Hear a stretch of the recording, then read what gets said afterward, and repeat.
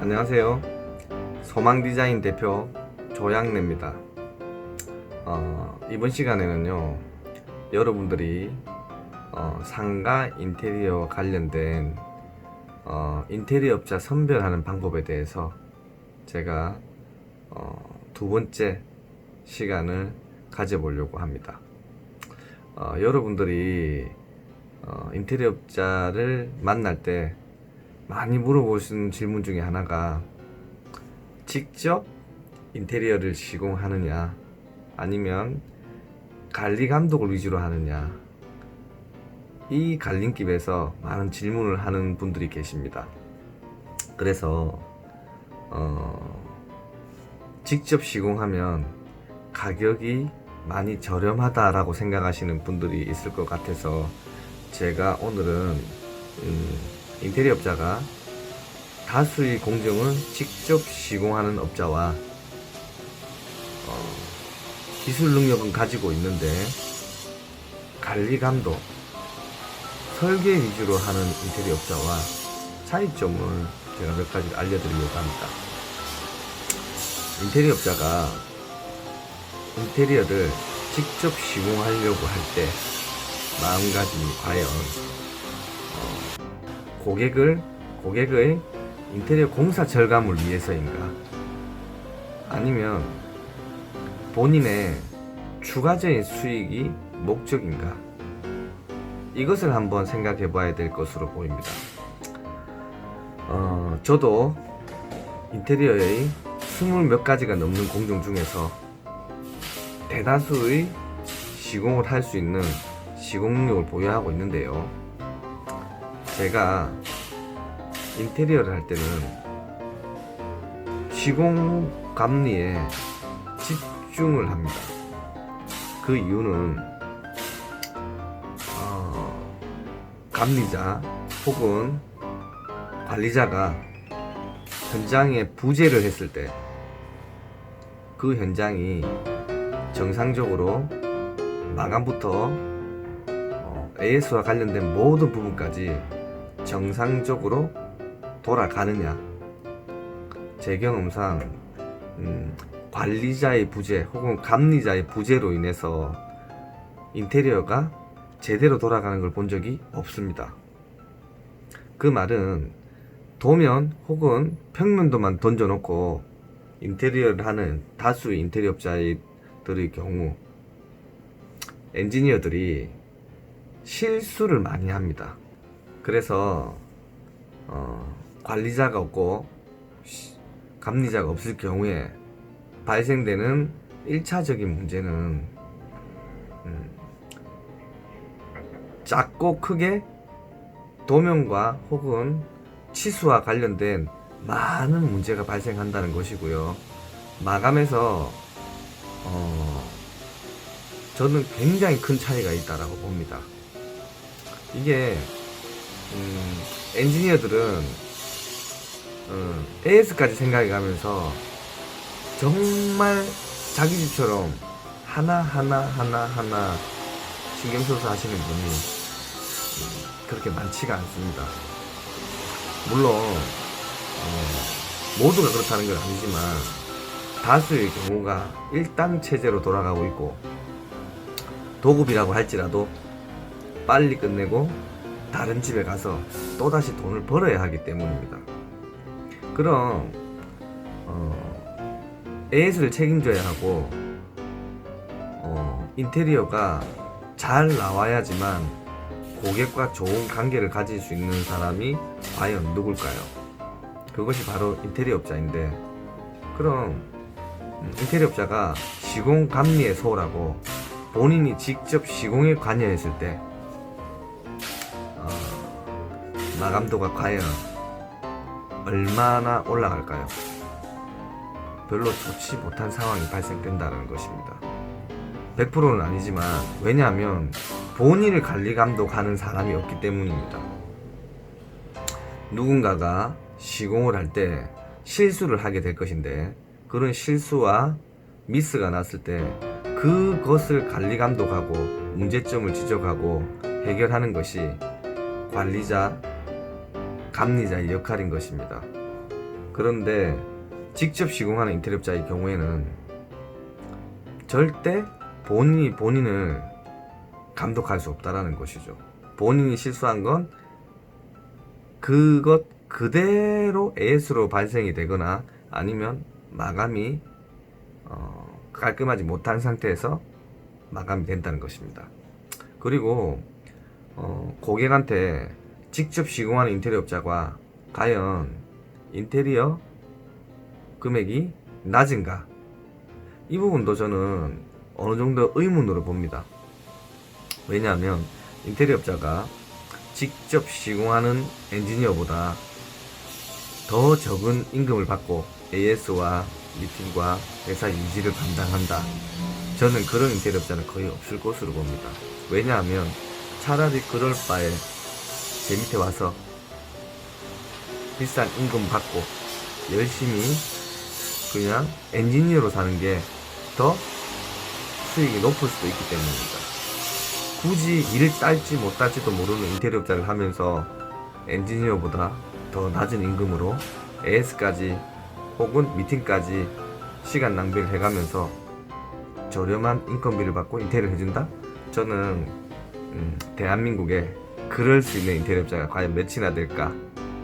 저는 거의 없다라고 생각합니다. 인테리어업자가 저를 포함해서 일이 많은 인테리어업자, 그런 업자 입장에서는 수익이 꽤 높은 편에 들어갑니다. 그런 인테리어업자가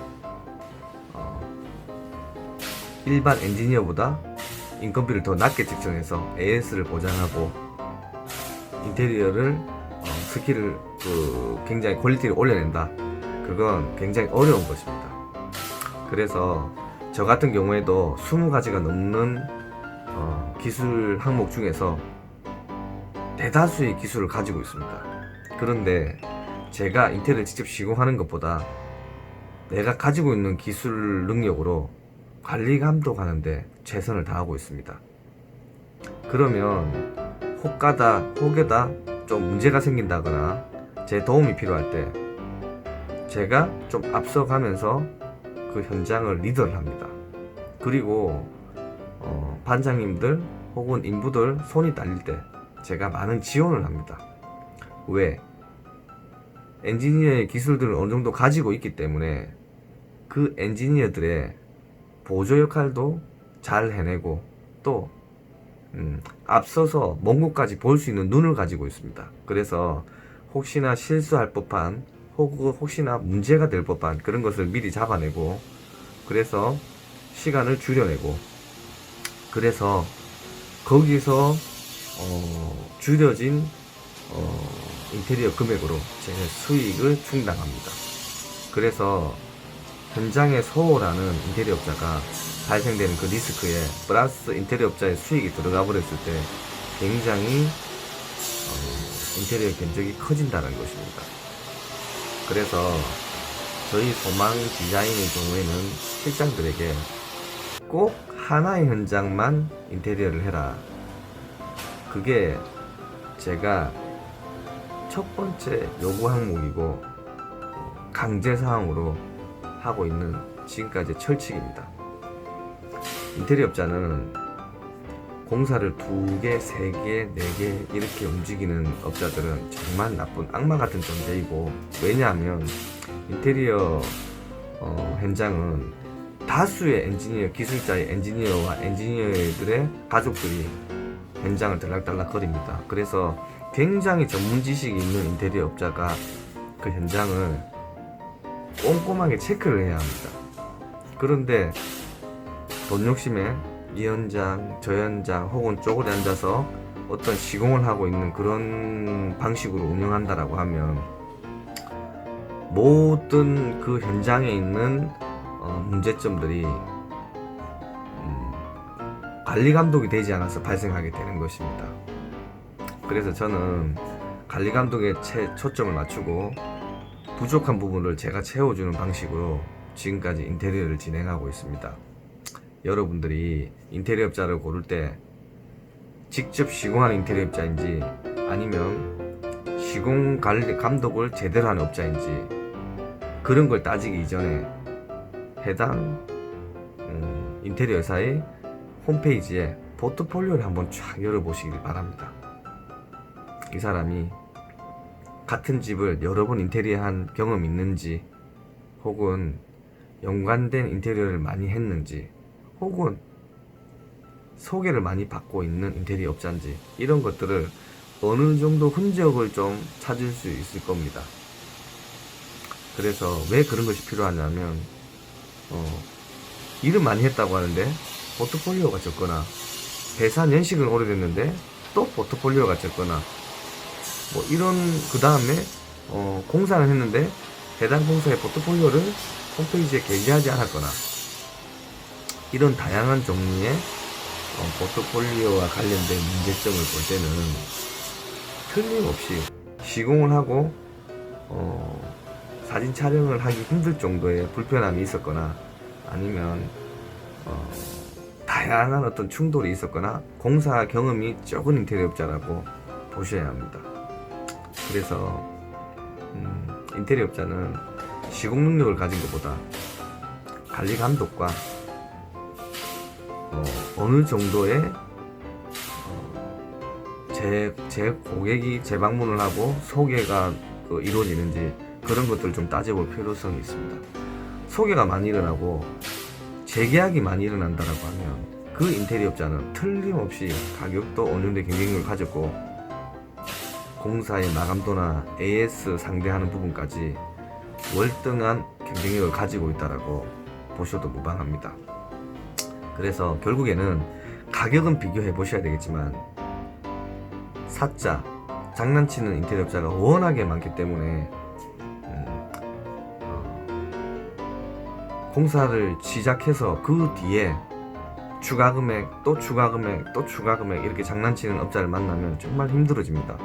그래서 인테리어 업자 선별할 때 가장 중요한 것은 그렇게 장난치지 않는 인테리어 업자, 그리고 가격이 저렴한 인테리어 업자, 시공 감독을 위주로 하는 인테리어 업자, 이런 인테리어 업자들 고르는 게 여러분이 후회를 덜하는 방법이라고 생각합니다. 오늘은 제가 시공 감독이 우선이냐, 직접 시공하는 게 우선이냐, 그 두 가지의 갈림길을 선택할 수 있는 그런, 제가 오늘 인테리어 관련된 지식을 좀 오픈했습니다. 다음에는 제가 셀프 인테리어 혹은 직접 직용으로 인테리어 시공할 수 있는 방법과 관련된 건 자료를 만들어서 제가 한번 영상을 올리도록 하겠습니다. 자, 열심히 들어주셔서 감사합니다.